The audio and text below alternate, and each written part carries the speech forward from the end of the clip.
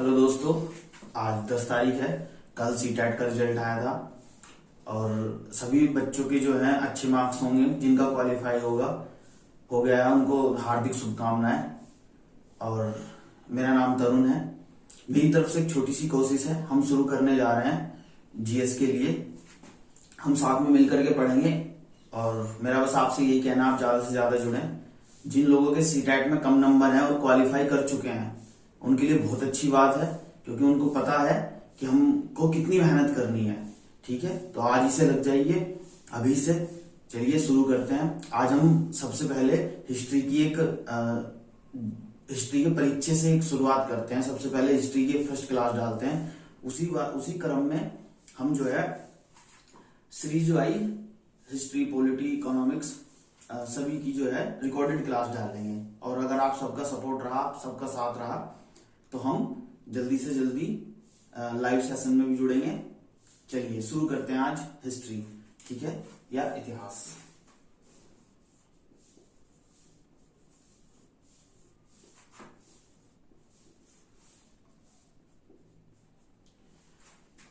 तो सर, इतिहास होता क्या है?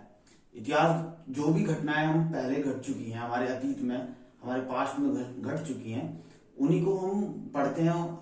उनका पता कैसे चलता है ना। और हम कहाँ का इतिहास पढ़ेंगे? फिलहाल तो भारत का इतिहास पढ़ेंगे।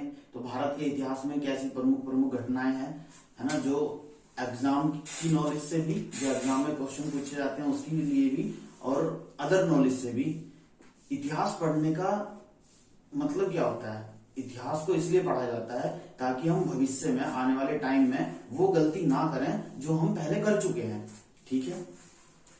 इतिहास, सबसे पहले मैं शब्द की बात करता हूं। इतिहास शब्द की उत्पत्ति एक यूनानी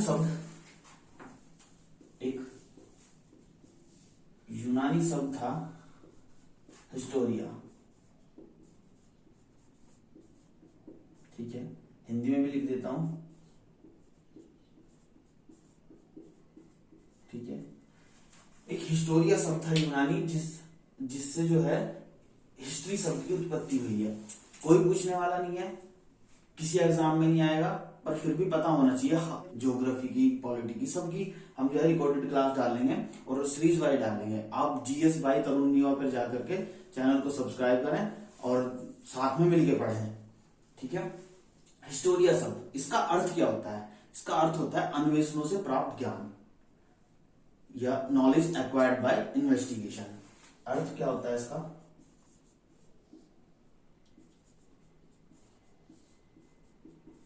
अन्वेषणों से प्राप्त ज्ञान। ठीक है, कोई समस्या यहां तक? चलिए आगे बढ़ते हैं। एक शख्स हुए हमारे E.H. कौर। कहां से थे ये? ब्रिटेन से। ठीक है। अब आप पूछ रहे होंगे कि मैंने इनका नाम क्यों लिया? तो इन महाशय ने एक बुक लिखी, उसका नाम था what is history. What is history. ठीक है। E.H. कौर ब्रिटेन के रहने वाले थे। इन्होंने एक पुस्तक लिखी व्हाट इज हिस्ट्री, जिसमें इन्होंने बताया कि इतिहास जो है, इतिहास वर्तमान और अतीत के बीच एक अनंत संवाद है। History is unending dialogue between past and present. क्या बताया इन्होंने? इतिहास वर्तमान और अतीत के बीच का एक अनंत संवाद है। ठीक है। देखिए, पढ़ने का सही तरीका क्या होता है?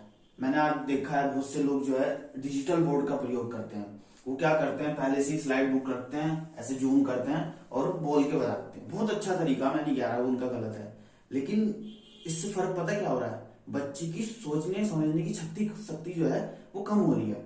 बच्चे को मतलब लेखन विकार शुरू होना हो रहा है। मैंने देखा बहुत बच्चों को जो ठीक से शिमला नहीं लिखी जाती, वो इसलिए वजह से क्योंकि लिखना छोड़ दिया बच्चों ने, ऑनलाइन जब से पढ़ रहे हैं। ठीक है। मैथ आप देखिए, मैथ पढ़ाते हैं बच्चे लोग, स्लाइड खोलते हैं, देखते हैं क्वेश्चन, देखो भाई क्या कह रहा है, बहुत जल्दी सॉल्व करते हैं, किसी काम को इतने दिन में भी, किसी काम को इतने दिन में हो गया जी, है ना। बच्चे ने क्वेश्चन लिखा कहाँ, मैं बोलता हूँ आप रिकॉर्डेड क्लास से पढ़िए, आप ऑन लाइव जाइए मत किसी के, मतलब लाइव पढ़िए, मैं ये नहीं कह रहा हूँ, आप जो है रिकॉर्डेड पढ़िए और कॉपी पेंसिल लेके बैठिए, अपने खुद के नोट्स तैयार करिए, रिसर्च करिए। मैं बताऊं, अगर मैं आज आपको बाबर के बारे में पढ़ा देता हूं ना, तो उससे संतुष्ट मत रहिए। अगर आप उससे संतुष्ट हो रहे हैं तो समझ लीजिए आपके अंदर भूख नहीं है। अगर कोई टीचर आपको पढ़ाता है, मान लीजिए उसने अकबर के बारे में बता दिया, घर जाइए रिसर्च करिए क्या उसने सही बताया भी है नहीं है, उससे 4 लाइन एक्स्ट्रा पढ़ने की कोशिश करिए, ठीक है। ये होता है पढ़ाई का असली तरीका। चलिए आगे देखते हैं। E.H. कौर ब्रिटेन के थे, व्हाट इज हिस्ट्री इन्होंने पुस्तक लिखी। इन्होंने बताया इतिहास वर्तमान और अतीत के बीच का एक अनंत संवाद है। चलिए आगे देखते हैं। एक शख्स हुए हेरोडोटस, हेरो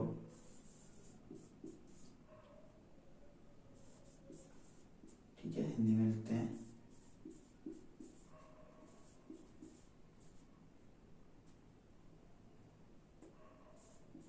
ठीक है, हेरोडोटस। अब इन महाशय का नाम क्यों लिया मैंने, इनको बोला जाता है इतिहास का पिता, ठीक है, इतिहास का पिता या फादर ऑफ हिस्ट्री। क्यों बोला जाता है, सर इन्होंने एक बुक लिखी थी, बहुत फेमस है, हिस्टोरिका,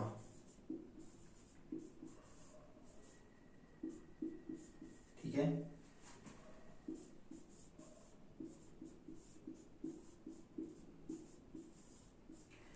इस बुक में उन्होंने क्या बताया, इस बुक में उन्होंने भारत और फारस के बीच के संबंध को वर्णन किया है, ठीक है।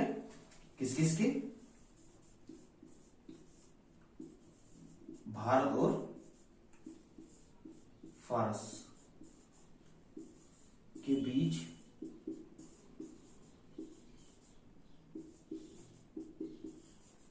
ठीक है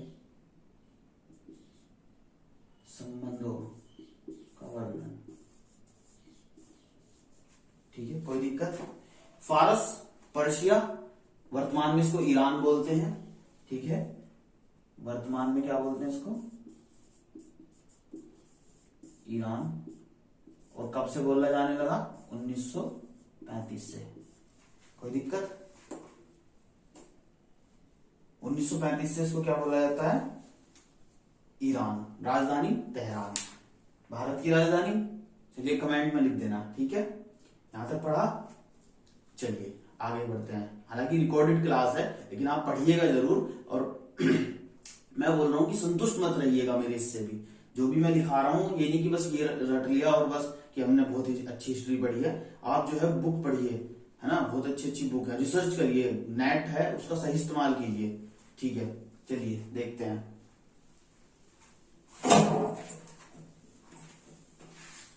हिस्ट्री को पढ़ा कैसे जा सकता है, ठीक है, हिस्ट्री को जाना कैसे जा सकता है, सोर्स होंगे, है ना, स्रोत होंगे, किस तरह के हो सकते हैं, चलिए ये देखते हैं, है ना।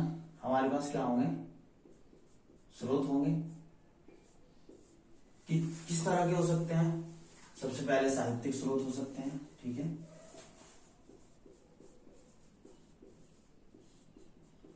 ठीक है। फिर किस तरह के हो सकते हैं, पुरातात्विक हो सकते हैं,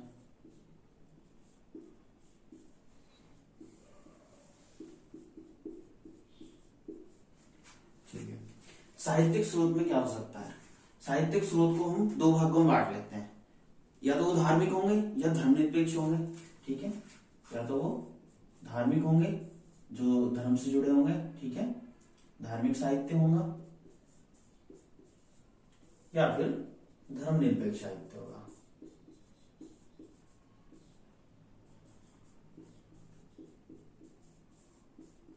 ठीक है, कोई दिक्कत यहां तक, ठीक। आगे चलते हैं। धार्मिक साहित्य कितने हो सकते हैं, जैसे ब्राह्मण साहित्य हो सकता है, ठीक है,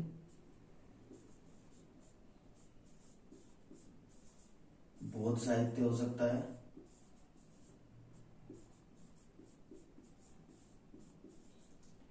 या जैन साहित्य हो सकता है। और भी हो सकते हैं, ठीक है।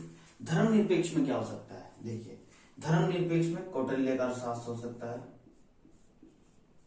ठीक है, कौटिल्य का अर्थशास्त्र, ठीक है। बाणभट्ट के हर्षचरित हो सकता है, बाणभट्ट का हर्षचरित, ठीक। और क्या हो सकता है, पंचदशी का महाकाव्य,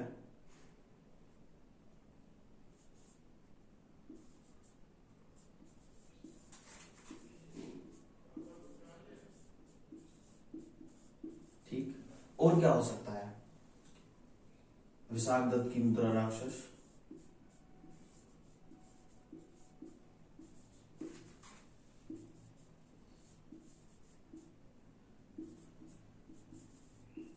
ठीक है।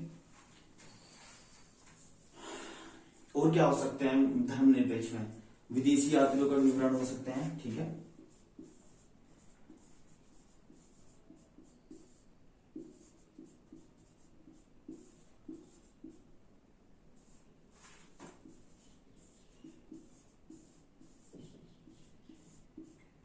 चलिए, विदेशी यात्रियों के विवरण, मैगस्थनीज का विवरण हो सकता है, ठीक है।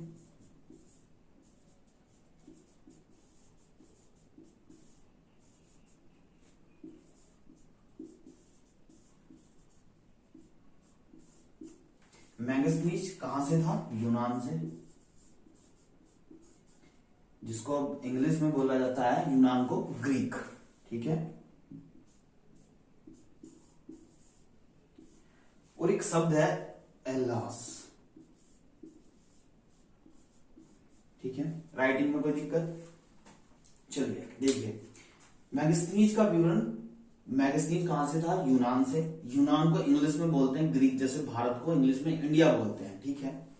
एक शब्द मैंने बताया एल्लास, एल्लास क्या है, जो यूनान के लोग हैं, जो ग्रीक के लोग हैं, वो खुद को एल्लास, अपने देश को एल्लास बोलते हैं, जैसे हम अपने देश को हिंदुस्तान बोलते हैं, लेकिन हिंदुस्तान कहीं पे भी दर्ज नहीं है ना, लेकिन हम बोलते हैं हिंदुस्तान। इसी तरह से यूनान के लोग अपने देश को एल्लास बोलते हैं, ठीक है।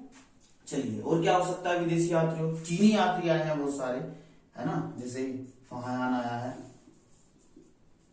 ठीक है। फाहायान ने भारत दशा का विवरण लिखा, भारत दशा का विवरण, ठीक है। किस नाम से लिखा भारत दशा का विवरण,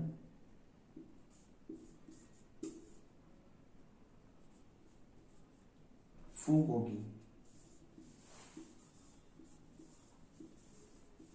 ठीक है। भारत दशा का विवरण फाहायान ने किस नाम से लिखा, फूकोकी। और चीनी यात्री कौन हो सकते हैं, वेनसांग था, ठीक है।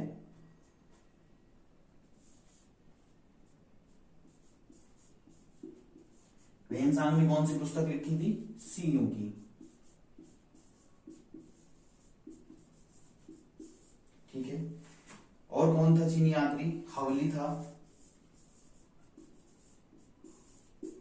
हवली ने क्या लिखा था, वेनसांग की जीवनी लिखी थी, ठीक है,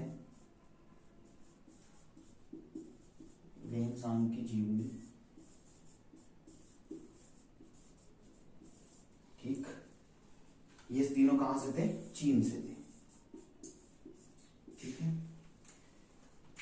ये कोई ज्यादा वो नहीं है, आपको जो भी मेरा मानना है ये सभी ने सुन भी रखा होगा और याद भी होगा, ठीक है। एक दो पॉइंट कुछ नया होगा, लेकिन मैं बस आपको ये बता रहा हूं फिलहाल कि हम क्या क्या पढ़ सकते हैं और किस तरह से पढ़ेंगे, ठीक है, हिस्ट्री में। पुरातात्विक स्रोत क्या हो सकते हैं, पुरातात्विक स्रोत मुद्राएं, है ना, ठीक है। और क्या हो सकता है, सिक्के, अभिलेख, स्तंभ, ठीक है। और क्या हो सकते हैं, स्मारक, चलिए ठीक है। इनकी बात कर लेते हैं। ब्राह्मण साहित्य थोड़ा सा रफ कर लें, आप नोट कीजिए। मैं बोल रहा हूँ कॉपी पेंसिल लेके बैठिए, जब भी आप किसी भी चीज को पढ़ाएं अपनी कॉपी पेंसिल लीजिए और उस पर लिखिए, खुद के नोट्स बनाइए। ठीक है, अब मैं थोड़ा सा हटता हूँ, आप इतने इसको नोट कीजिए, फिर मैं इसको रफ कर लेता हूँ। ठीक है, थोड़ा सा, ठीक है, ये यहां से मिटा देता हूँ बस।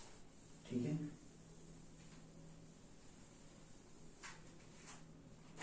देखिए ब्राह्मण साहित्य में क्या हो सकता है, जैसे वेद हो सकते हैं, ठीक है, पुराण हो सकते हैं, उपनिषद हो सकते हैं, ठीक, रामायण हो सकती है, ठीक है, महाभारत और बहुत सी कुछ चीज। बौद्ध साहित्य में क्या हो सकता है, सबसे पहले त्रिपिटक हो सकता है, ठीक है, और क्या हो सकता है, महावंश हो सकता है, और बौद्ध साहित्य में क्या हो सकता है, दीपवंश हो सकता है। ठीक है, कोई समस्या? चलिए जैन साहित्य की मैं बात करता हूं। जैन साहित्य में क्या हो सकता है, कल्प सूत्र हो सकता है, ठीक है, परिशिष्ट पर्व हो सकता है, ठीक है, और क्या हो सकता है, भगवती सूत्र हो सकता है,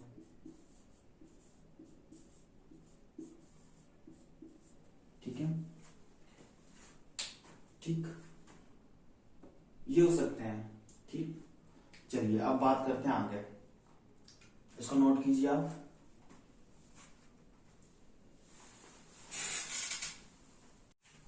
चलिए आगे देखते हैं। अभी जो है अब आज जो है चुनाव का रिजल्ट भी आ जाएगा, ठीक है, न्यू गवर्नमेंट आएगी, तो जो भी कोई जिसकी की भी गवर्नमेंट होगी, वैसे जाहिर सी बात है वैकेंसी चुनाव के आसपास, चुनाव से पहले होती है या फिर चुनाव के बाद होती है, तो अच्छा मौका है, आप जो है गवाइएगा ना। यूपी पुलिस की 26,000 कुछ वैकेंसी हैं, टीचर के लिए भी टेट का रिजल्ट आ गया तो टीचर के लिए भी होंगी, और अभी बड़ौदा बैंक की भी थी, कल मैं देख रहा था। ठीक है, तो आप जो है मेहनत करते रहिए, अच्छे से पढ़िए और डीपली पढ़िए। दरअसल समस्या भारत में इसी की बात ही है कि यहाँ पे जो पढ़ता है ना उसको गवर्नमेंट जॉब चाहिए। अगर किसी बच्चे ने किताब उठाई है तो उसको जो है वो एक तरह से एहसान कर रहा है सब पे कि मैं पढ़ रहा हूं, मुझे सरकारी नौकरी चाहिए। नॉलेज के लिए कोई नहीं पढ़ता है, मेरा मानना है आप नॉलेज के लिए पढ़े, नौकरी तो अपने आप ही हो जाएगी एक ना एक दिन। ठीक है, चलिए शुरू करते हैं। देखिए हिस्ट्री को क्या करना है, अब हिस्ट्री को हम क्या किस तरह से पढ़ेंगे, कहां से शुरू करेंगे और कहां पे खत्म होगा वो देखते हैं। ठीक है, हम हिस्ट्री को तीन पीरियड में बांट के चलते हैं। सबसे पहले प्रागैतिहासिक काल,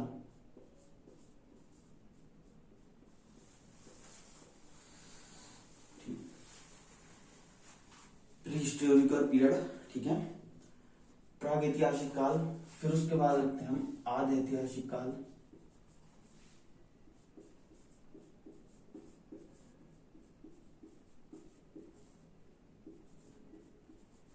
ठीक है, ये मेरी फर्स्ट क्लास है, छोटी मोटी अगर कोई गलती भी हो रही होगी तो आप अपना भाई समझ के मुझे कमेंट में बताइएगा, मैं उस पर सुधार करूंगा।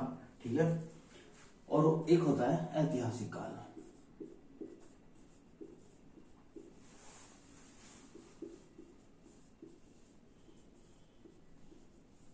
ठीक है, प्रागैतिहासिक काल को हम तीन भागों में बांट देते हैं। ठीक है, इसको पाषाण युग भी बोलते हैं,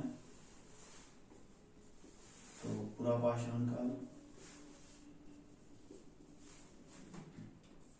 मध्य पाषाण काल,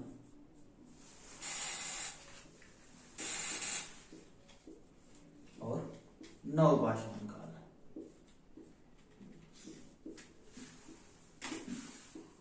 ठीक है, कोई समस्या यहां तक? आदि ऐतिहासिक काल में पढ़ते हैं हम सभ्यताएं। क्या पढ़ते हैं हम? सभ्यता। कौन कौन सी सभ्यता हो सकती है? सिंधु घाटी सभ्यता,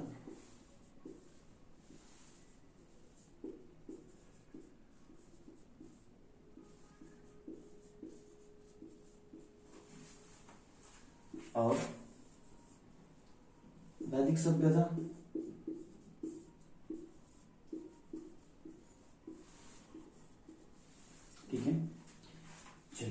वैदिक सभ्यता को भी हम देखो, ये मैं चार्ट बना रहा हूँ, हो सकता है मैं थोड़ा बड़ा बड़ा खुला खुला लिख रहा हूँ, नीचे तक ना आए, मैं रफ करके फिर दोबारा से लिखूंगा, लेकिन आपको एक पेज को बुक को साइड से लिखना है और एक ही पेज पे कोशिश करनी है। रिकॉर्डेड क्लास का सबसे अच्छा फायदा होता है कि आप बार बार उसको रोक रोक के देख सकते हैं। ठीक है, चलिए बात करते हैं। और मुझे तो लगता है कि जितने भी लोग पढ़ते हैं ना सीरियस होकर, वो रिकॉर्डेड ही पढ़ना पसंद करते हैं। ठीक है, वैदिक सभ्यता को हम दो भागों में बांट देते हैं, उत्तर वैदिक काल,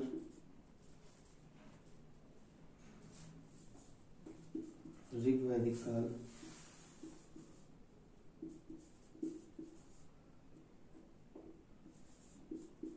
और उत्तर वैदिक काल।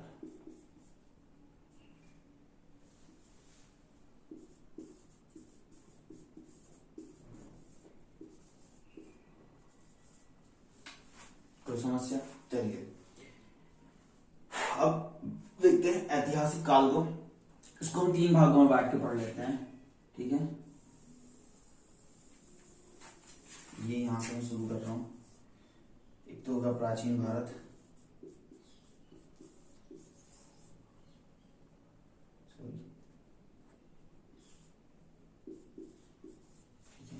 एक हो गया मध्यकालीन भारत,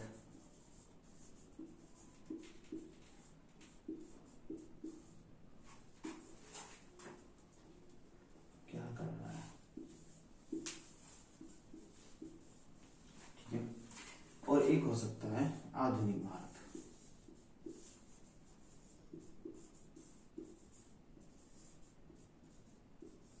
ठीक है, चलिए अभी बोर्ड तो है, मैंने थोड़ा सा मतलब ज्यादा खुला खुला लिख दिया है, कोई नहीं, मैं आप इसको नोट करते चलिएगा और हम फिर यहां से दोबारा से शुरू करेंगे नीचे से। चलिए इसका टाइम पीरियड देख लेते हैं। ठीक है, अभी मैं पूरा नहीं लिख पाया हूं। पूरा पाषाण काल की अगर मैं बात करता हूं तो एक अज्ञात काल से 8000 ईसा पूर्व तक। ठीक है, ईसवी पूर्व मतलब कि ईसा मसीह के जन्म से पहले। ठीक है, वो मैं बताऊंगा, तब हम ईसा पूर्व से ईसवी में कदम रखेंगे, मतलब बीसी से, बिफोर ऑफ क्राइस्ट से एडी में कदम रखेंगे, तब मैं आपको उसके बारे में बताऊंगा कि ये होता क्या है। मध्य पाषाण काल को हम 8000 ईसा पूर्व से 4000 ईसा पूर्व तक पढ़ते हैं। ठीक है, और नवपाषाण काल को हम 4000 ईसा पूर्व से 2500 ईसा पूर्व तक पढ़ते हैं। कोई दिक्कत यहां तक? चलिए अब बात करते हैं सभ्यता में। आज ऐतिहासिक काल में जो सिंधु घाटी सभ्यता होगी, उसको हम सिंधु घाटी सभ्यता को हम 2500 ईसा पूर्व से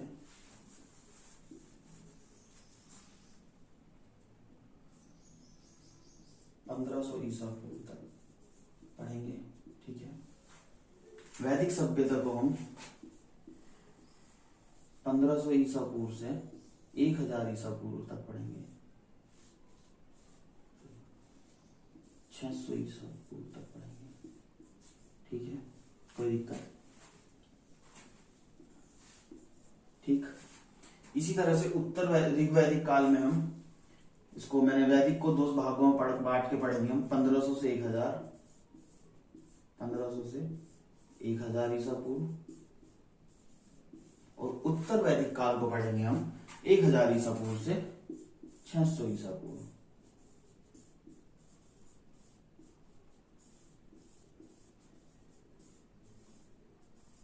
ठीक है, कोई दिक्कत यहां तक नहीं होनी चाहिए।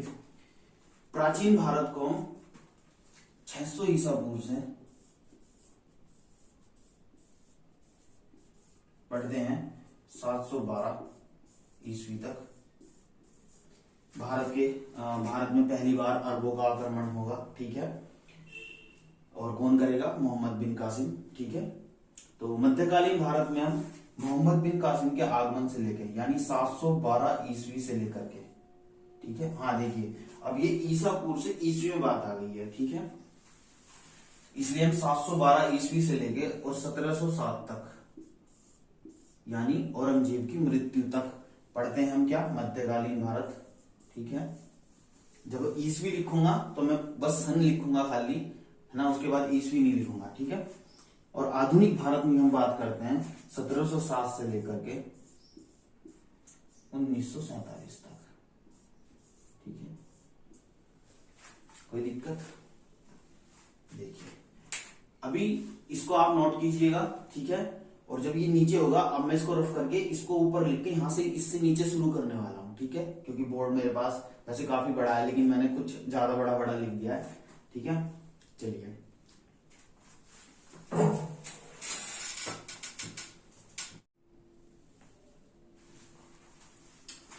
ये होता है समकालीन भारत, जो 1947 से लेकर के 1964 तक पढ़ेंगे, यानी देश की आजादी से लेकर के पंडित नेहरू की मृत्यु तक। ठीक है, और इसके बाद का जो टाइम पीरियड है वो अभी गवर्नमेंट ने डिक्लेयर नहीं किया है कि वो हिस्ट्री है, तब करेगी तब हिस्ट्री में उसे पढ़ेंगे। ठीक है, फिलहाल हमने एक अज्ञात पीरियड से शुरू किया था, पूरा पाषाण काल से, और 1964 तक हम समकालीन भारत तक हिस्ट्री को पढ़ते हैं। किस तरह से डिवाइड करके पढ़ेंगे? मेन पॉइंट हम यहां से पढ़ते हैं, प्राचीन भारत से, मध्यकालीन भारत से और आधुनिक भारत से। एग्जाम में क्वेश्चन यहां से ज्यादातर देखने को मिलते हैं। ठीक है, चलिए मध्यकालीन भारत को हम दो भागों में बांट देते हैं। ठीक है, एक पूर्व मध्यकालीन, एक उत्तर मध्यकालीन।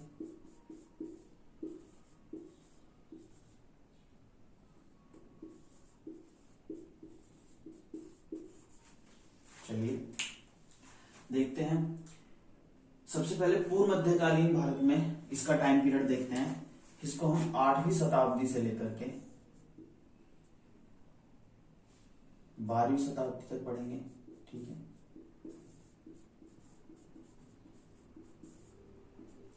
और उत्तर मध्यकालीन को हम 12वीं शताब्दी से लेकर के 18वीं शताब्दी तक पढ़ेंगे।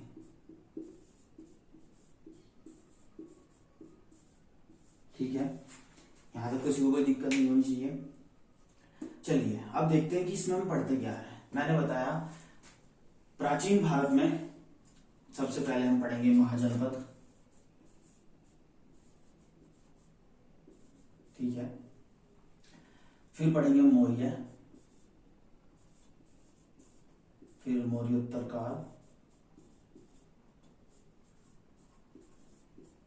ठीक है, उसके बाद क्या होगा? गुप्त साम्राज्य।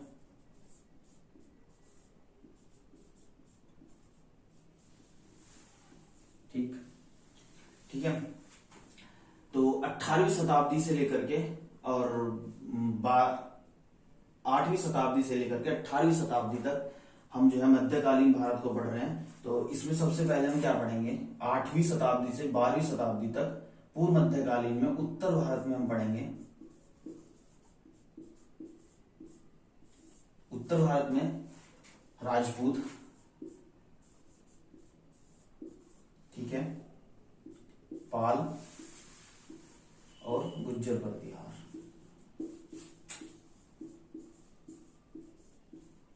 ठीक है, इसी के साथ दक्कन में पढ़ेंगे हम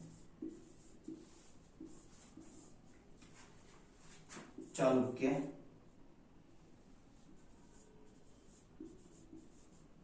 ठीक है, पलवल,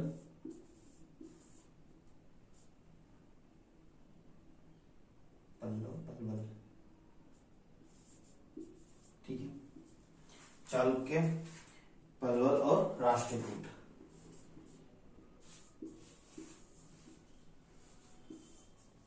ठीक, और दक्षिण भारत में पढ़ते हैं हम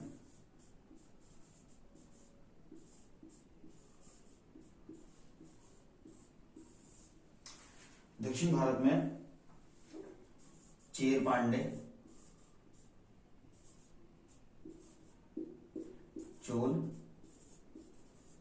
और शाही चोल।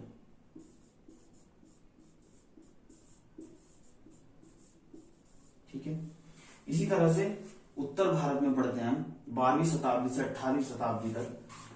तो उत्तर भारत में पढ़ेंगे हम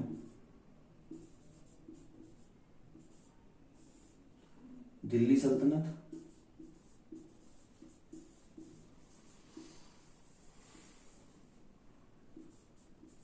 ठीक है, मुगल और चौहान, ठीक है। दक्कन में पढ़ेंगे हम विजयनगर,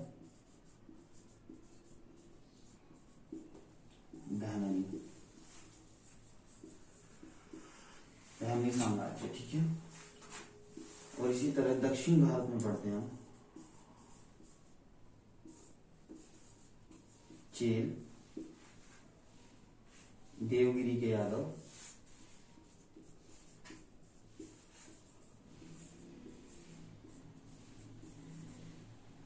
और वारंगल के ककाती,